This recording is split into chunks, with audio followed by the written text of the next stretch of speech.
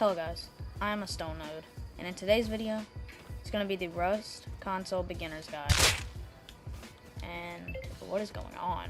Jesus, I just spawned in. Okay, so the first thing you do, which is probably most obvious, is hit a tree.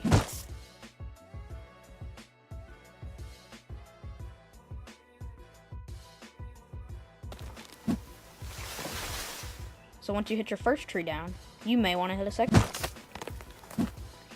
So once you hit your second tree, you have a few options.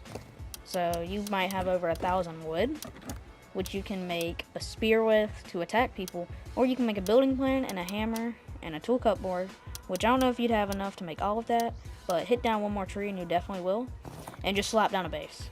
But in this video, we're not going to do that. We are going to look for a stone node, which is my profile picture, and we are going to hit that for stones. Now we just gotta find one now. And also, on your way to finding stuff and finding resources, get you some mushrooms. That health bar in the bottom right, it shows your health, your food, and your thirst. You need all of that to get as high as possible. Now, this is kinda like a monument. It's not named, as you can look on your map. As we are here, there's nothing named where we're at. So, I mean, it's kind of a monument. This particular monument, you could come down here and you pump water. You'll see why in a minute. So you're gonna try to get your water. So once you pump all your water. You can basically pump your water and you drink it, which will get that water bar in the bottom right higher. So yeah. So once you've run them out on the map, you're picking up your mushrooms, your water, and I'm still trying to find a stone node. I can't for some reason. And one more thing you want to gather as you're trying to find these resources is hemp. This can be used to make a sleeping bag, which sets your spawn point wherever you set your bag. So grab as much as that as you can. Okay, so I have 30 hemp, which I will go into my crafting menu. Go to sleeping bag. If you have sleeping bag skins, you can choose here. I will craft a sleeping bag. And also, once you're crafting your sleeping bag, and a little bit before that, go ahead and check the map. Let's see what the map looks like. What monuments you want to live beside. And the reason why you want to live beside these monuments and named locations on this map is it gives you certain type of loot. Some better, some worse, but you want to live beside some. There's also tutorials on YouTube about card monuments. I'm not going to go in depth on that right now, but feel free to go and watch some of those if you want a real understanding of monuments. So you've looked at your map, you've chosen a location to build. Now you have to get your base down and build it. So we're going to go ahead and start heading to that location. But keep in mind that you always need to build beside some kind of monument.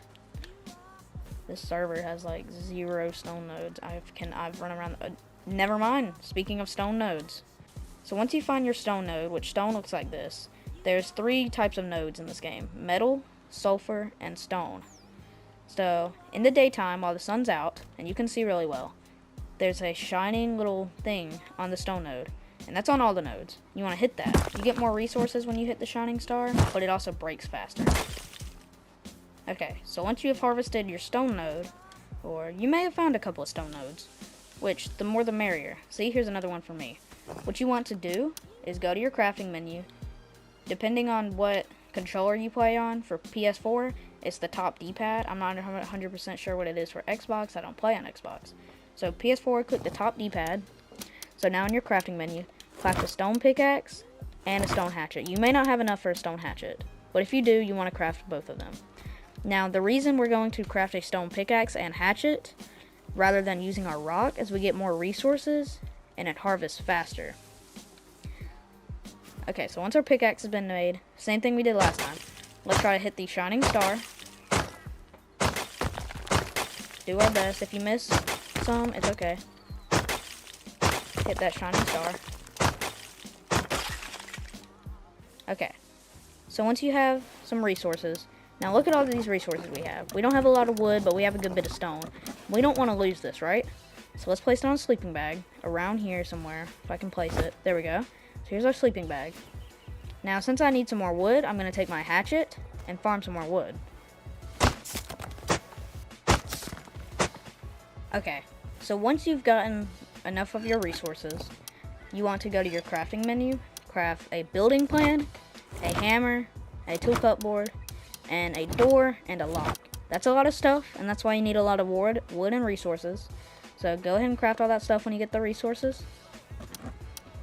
Okay, so once you have your building plan and hammer, you want to, there's a couple of bases you can make. I'm not going to go in depth on this because this is a short little tutorial, but there's many videos on YouTube with different base designs for whether you're a solo, duo, or trio, but this guide is mainly for solos and people who just started the game. So you want to place a foundation kind of high so that it's easy to expand. Just place it kind of high, not super low in the ground like that, because then you can't even place a wall on it, but not like super high where you can't even jump on it. Kind of like there in the middle, like that's a good spot. And you can go in here for lots of different things to build. So you want to place your walls.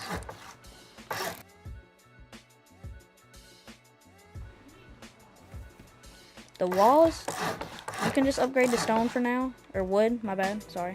What the tool cut board does is it keeps your base up depending on how many resources you have. If I have no resources in it, it'll break down soon. If I put a ton of resources in it, it will stay up for a while. Now, this is called upkeep.